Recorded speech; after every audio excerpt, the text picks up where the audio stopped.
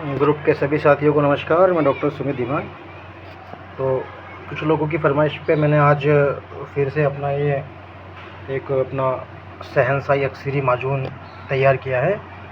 ये हमारे एक पेशेंट भी कह सकते हैं, हमारे मित्र और हमारे दोस्त, हमारे छोटे भाई, उनका मैंने इलाज किया था और शादी से पहले थोड़ी दिक्कत थी उनको, तो ऊपर वाले के आशीर्वाद से उनकी बीवी भी प्रेग्नेंट हो गई है।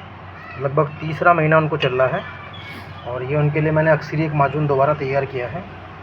इस माजून के फ़ायदे ये होते हैं कि ये शरीर में क़ुव्वत बाहा बरूदगी इतनी ज़बरदस्त पैदा करता है, जोश, टाइमिंग की कमी, शीघ्रपतन, ढीलापन में अच्छे से काम करता है। जो लोग खोखले हो चुके हैं, अंदर से खाया पिया नहीं लगता है, वीर्य नहीं बनता है, उसके लिए ये अक्सर मुकम्मल मेरा योग है।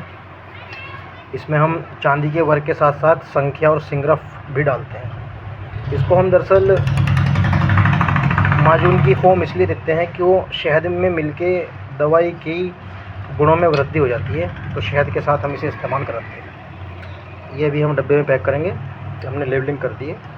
साथ में ये हमारा जो इंद्री वर्धक तिला अभी हमने 4-5 दिन पहले बनाया था, तो ये हमने इनका दिया है।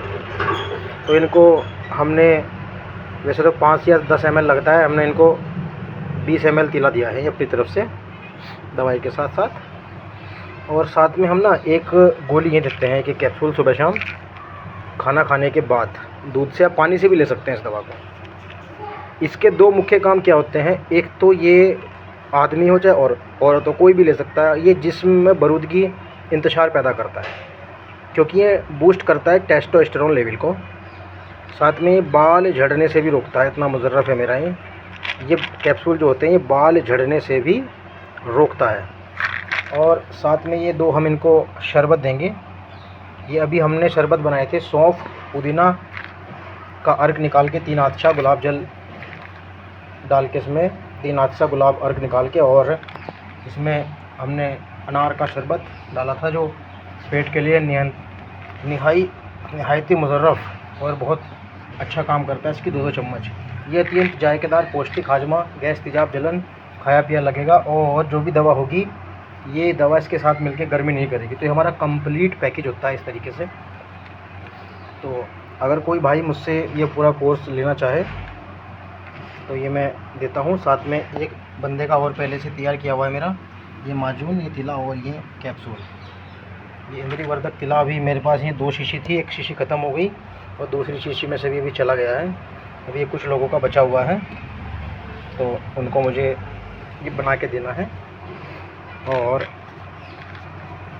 जितने भी मर्दों के मसले होते हैं, सेक्स, अच्छा कुछ लोग ऐसे होते हैं जो ठीक होते हैं लेकिन फिर भी वो शौकिया होते हैं इन चीज़ों को खाने के लिए, उनके लिए सबसे बेस्ट चीज़ है वो शौकिया भी इसे इस्तेमाल कर सकते हैं अपने ऊपर।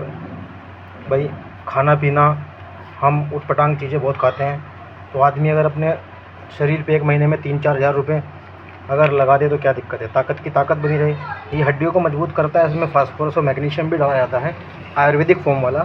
तो ये हड्डियों को भी बहुत अच्छे से मजबूत करता है, कट की आवाज़ ख़त्म करता है।